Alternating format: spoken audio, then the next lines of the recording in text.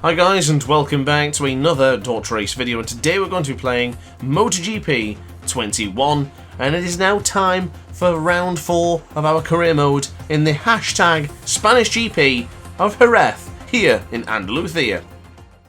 So Grant's in pole position with teammate Quartararo and Alex Rins in the front row, Zarco Bagnaia Miller for the second row, Alicia Spargo, Martin, Mia, Marquez, Morbidelli, Vinales, Oliveira, Spargo, Nakagami, Binder, Lecco, Savadori, Marquez, Petrucci, Rossi, Bastianini and Marini at the back of the grid. So we'll now look to the lights for round 4 of our MotoGP Championship, and away we go.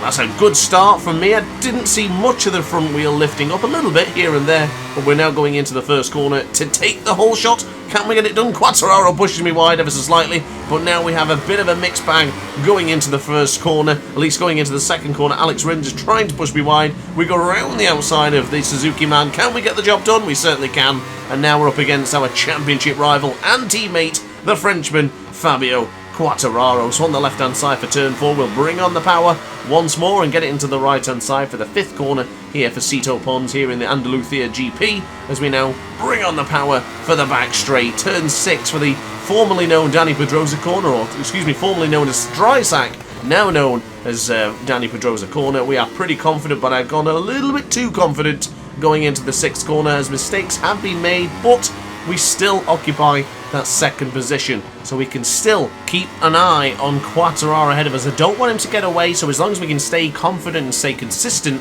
we can stay with the Frenchman. Goodness me, Alex Rins, what on earth was that? That is the most aggressive move I've ever seen from Alex Rins since Valencia, when I finished my last GP on board the Aprilia. My goodness, that was aggressive and a half. Alex Rins is obviously desperate to chase down Fabio Quartararo and had zero belief that I could chase him down, so thank you very much, Alex Rins. A smart decision from Rins in a way, because I guess if he really felt like I was too slow and he had to get through, I didn't think he had to go for something so egregious, and I guess I would have been quite okay chasing down Quartararo, but Alex Rins had other plans, so we've got to use a bit more power setting 3 now, chase down Mr. Rins and hopefully do the same to Fabio Quartararo as well. But onto the very firm part of the brakes there, making a slip up into turn 1 once again, struggling with the brakes right now, not getting it stopped here in Jerez, not like I was doing in the practice and the qualifying. I was absolutely nailing it in the practice from the second we started. Felt great here in Jerez, felt great on board the Yamaha, and I was really looking confident to start this Grand Prix off, but that egregious move from Alex Rins certainly threw me off somewhat. But we can regain. This is not lost yet. 1.8 seconds is the gap to Quartararo, which is pretty hefty, but I'm pretty confident that I can start to churn out those lap times that I was doing in the qualifying session, which gave me pole position. So now braking very firm now for the 6th corner, as mentioned earlier, Dani Pedrosa corner, as we now go on the right-hand side. The gap has decreased. We were very, very strong in the 6th corner, and we have gained a massive amount of time. 0.4 of a second on this lap has already been pinched from Quartararo. Losing it a little bit into here towards the 3rd sector, but I'm quite confident I can stick with both of these riders, from Alex Rins to Quartararo. Still, Johan Zarco, of course, the championship battle I've been having with him for the past 2 seasons, but that time on board the Aprilia will still rage on here with it, as he's just right behind me. Now we're going into Ferrari for turn 12, a little bit too eager on the acceleration there and also with the downshift. But we'll now go into the Lorenzo corner, dropping it down to 1st gear, keeping it onto the left-hand side, and slowly bringing on the power. Pay attention to the electronics I have in this one, because of course the TCS2 and anti-wheelie at 2 isn't really that easy to handle sometimes. It can cause a lot of mistakes if you're a bit too aggressive, as we were going into Ferrari just a moment ago. But now onto the right-hand side for Michelin. We are right on the rear of Alex Rins in 2nd position. Do we go for the lunge here? I guess we do. Give him a bit of a nudge as well. Chuck him onto the rumble strip. Have a bit of that one, Spaniard. Thanks for pushing me wide earlier, but have a taste of your own medicine, Alex Rins. But onto the right-hand side, I actually did consider teaming up with Alex Rins last season, so it's no hard feelings or anything like that. I still like Alex Rins, but video game format right now, you got in my way, Alex, so I had to move you straight out of the way. But breaking into 6th now to the Dani Pedrosa corner, as mentioned for the 3rd time in this video. Guess I'll stop mentioning that now. We'll now go on to the left-hand side for turn 7 and slowly bring on the power for turn 8. Got to try and brake early here for the left-hander of Jorge Martinez Aspar, because it can be very easy to either go too tight or too wide. Get the brakes right into that corner and you'll get it right almost every single time. So bringing on the power and slowly just chipping away at Fabio Quartararo has brought the lead down to 1.3 seconds.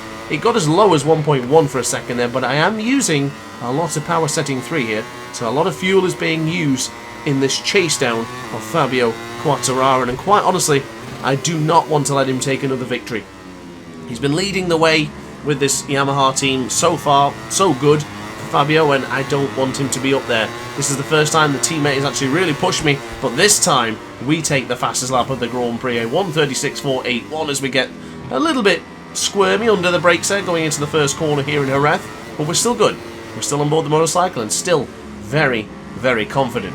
So here we go then, bring it to the left-hand side, little bit of a wheelie there. I guess you could say that's for style points, but I really wasn't trying to do that. As we now bring on the power once more, keeping it very smooth in acceleration. You can see the gauges on the bottom right corner of your screen, how much acceleration is being applied and how much brake and rear brake is also being applied with the thingy, little gauge thing, whatever it is, next to it. So the tyres so far not looking too bad, you can see that as well in the bottom right corner of the screen, but we do go a little bit deep into turn 6 once again.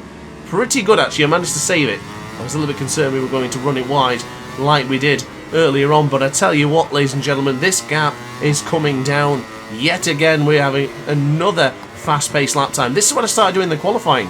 I got into a rhythm that I was really, really impressed with, and I really enjoyed riding here in Jerez. Of course, one of my most favourite and adored circuits on the entire calendar for MotoGP, and I do very much enjoy racing here in MotoGP.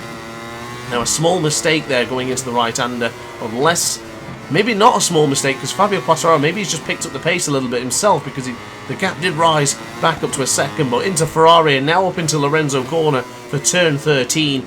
We are taking chunks out of the Frenchman ahead of us. The World Championship leader may no longer be the World Championship leader after this one, depending on what result we take. But across the line, it's a 1:36.082, pretty much 4/10 of a second quicker than the previous lap time. Fabio Quartararo will certainly be feeling the pressure from his factory Monster Energy Yamaha teammate as we now close in, going into Michelin, bringing into the left-hand side for turn 3. I'm going to call it now DrAce. If I'm not past Fabio Quartararo by then I don't know what I'm taking so long for.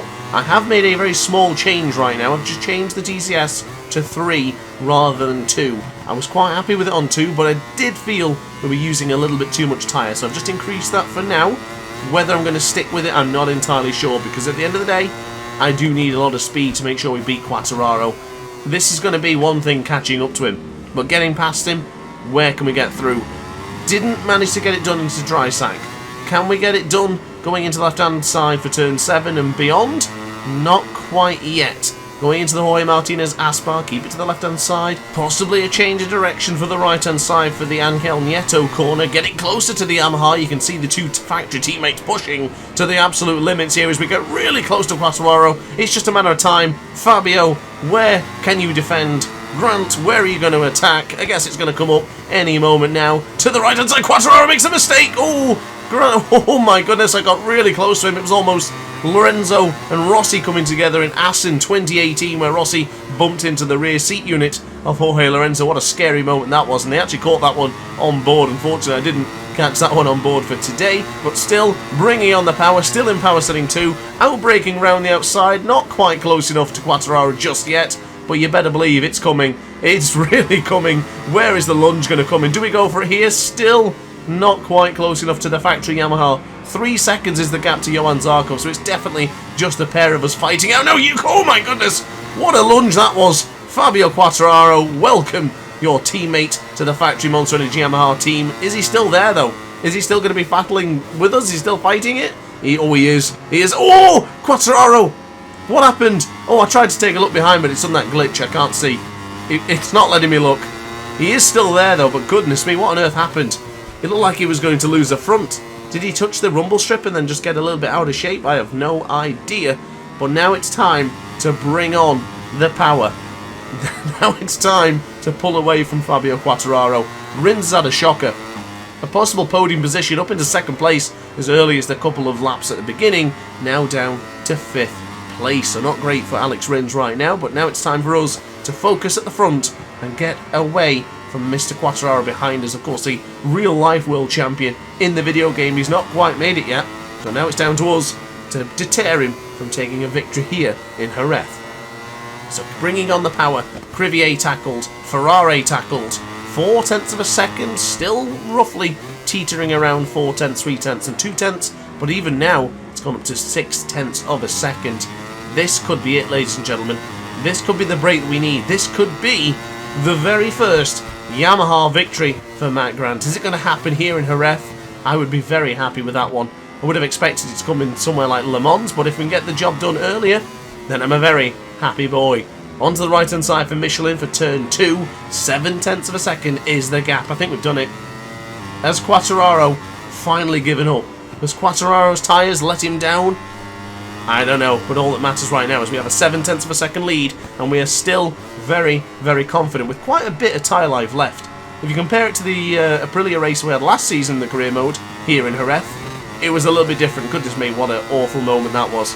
We've just lost about 0.3 of a second going on the rumble strip. Wow, these rumble strips are just brutal in MotoGP 21. I mean, I did get a little bit out of shape, but I didn't think I'd lose that much time. But we do have a couple of laps remaining. The tyres are still looking pretty confident. Power setting 2 is going to be what we're going to be using for the rest of this Grand Prix, unless Quartararo puts in a serious charge towards the end of the Grand Prix. And there he is, side by side almost, as Aleix Espargaro has met his demise in this GP. Quartararo is still not letting this one go without a fight. With the Frenchman on the podium with the other Frenchman, Johann Zarco, right up there as well. But I tell you what, he has woken me up now. I was getting a little bit too confident, also a little bit too relaxed. I do find that is my downfall when leading Grand Prix. I can get a bit too tentative, maybe a little bit too confident, or maybe sometimes just kind of fall asleep and just realise I need to pick up the pace a little bit more. But now we are good. It looks like we've responded well. We've responded okay so far. Now it's down to this. Penultimate lap. Is Quartararo going to push us to the finish of this Grand Prix, or is he going to fall by the wayside? I guess we're going to find out now from the next couple of laps. Goodness me, stuck on the rumble strip once again, but we didn't lose too much time. You can see the gap in the top right hand corner of your screen. That's your sort of live feeders. Went across the rumble strip there and also across the green, and not a single mention of a track limit warning was given, which is odd, but of course that doesn't really matter because at the end of the day, well, it wouldn't make much of a difference anyway. It's just one corner. We would need to have 5 metaphorical slaps on our wrist before we did anything about it. But I did try using the power setting 3. But I need to be careful here because I've already dropped it down to about 0.7. The fuel gauge in MotoGP can be very strange, and it's just gone weird again. We absolutely flew down the fuel there. Absolutely flew down. So now I'm not entirely sure what is required, but we'll get it onto the left-hand side here, keeping it tight to Jorge Martinez Aspar, bringing on the power, 0.2 of a second down to the previous lap time, or at least the lap time before, which was actually decent compared to the last one, which was kind of two disasters, to be honest with you. 2 very slow laps where I just lost a bit of concentration. Tyres were getting a little bit tired, if you can say that, as we now go on the right-hand side for Crivier. I think we've got the job done. 0.4 of a second. We just got to stay confident. Goodness me, what happened then? The bike wheelied a little bit, tried to get on the right-hand side, then it really slipped and squirmed onto the right-hand side for Crivier and for Ferrari. But now, oh man, this is quite tense. I'm making a few mistakes as we go. The tyres don't feel perfect, but they look alright on the screen, but they don't feel perfect. That's the problem we've got right now. A 1:37 almost flat on the previous lap time, so a second slower than our best lap time, which was set a long time ago. As we go wide into Michelin, is Quartararo there to pick up the pieces? It's a 1/10 of a second. It's less than 0.2 of a second to start this lap. The final lap is down to this. The 2 factory Yamaha teammates, the men who are first and second in the World Championship right now respectively. Is it going to go down to the wide? Side by side, Quartararo is right there. Is that a little bit of the forthcoming? Is it going to happen beyond Danny Pedrosa corner, beyond Cito Pons, beyond Angel Nieto corner? Which corner is Fabio Quartararo sizing us up for weak spots? I don't know. I don't like being the person being chased. I like to be the chaser, not the one who's getting chased. It's kind of scary from this perspective. But we'll go into the Jorge Martinez Aspar, hoping that he doesn't pull the Quartararo, or at least, excuse me, pull the Zarco like we had last season in the Jerez Grand Prix. If you haven't watched that video, I highly recommend you check it out when I was on board the Aprilia. Zarco gave me an egregious lunge into that corner, a bit similar to what Alex Rins did, but oh, never mind about that. Let's get back to the action that is unfolding on our screens right now, because the two factory Yamaha teammates are neck and neck. Quartararo is right there, less than a tenth of a second. We're in power setting 3 this time. We've got to go for it. The Lorenzo corner, is Quartararo going to do a lunge and braking in the middle of the circuit to try and deter the Frenchman behind us? I think we've got the job done. I think victory beckons. The number 47, victory beckons. Grant, for the very first time, on board the Yamaha here in Jerez. So victory for Grant, the first one on board the Yamaha. My goodness, that was tense and it pushed me to the wire. Quartararo and Zarco second and third, but what a race for us and for them. So looking at the championship standings, Quartararo still holds firm, 15 points clear from Matt Grant in second place, his teammate of course, and 34 points clear from Jack Miller in third position. Look at the team championships now, and you can see that the factory Yamaha team are pretty much dominating it right now as of the 4th round. 61 points clear from the Ducati Lenovo team, 84 clear from Pramac Ducati, and 94 clear from Suzuki. So looking at the Constructors' Championship, Yamaha still leading the way, but for how long, who knows? Leading by 14 points ahead of Ducati and 50 points ahead of Suzuki. But we now go down to the Parc Fermé of Jerez for this Andalusian GP, and what a race it was. What a battle with Fabio Quartararo. I honestly expected to be a little bit quicker in the sense of getting away from the other riders behind us and hopefully start churning out the lap times, but that never happened, which doesn't matter because the only thing that mattered the most was getting the victory ahead of teammate Quartararo. So the team will be chuffed with a 1-2, but the battle of the teammates is raging on, and you know what? I'm absolutely loving it. Another Frenchman to battle, another fantastic rider. So guys, thank you very much for watching. I really hope you enjoyed it. If you did, let me know in the comment section down below. Hit the like button and consider subscribing for a lot more DrAce content. But upon that note guys, thanks for watching and ciao for now.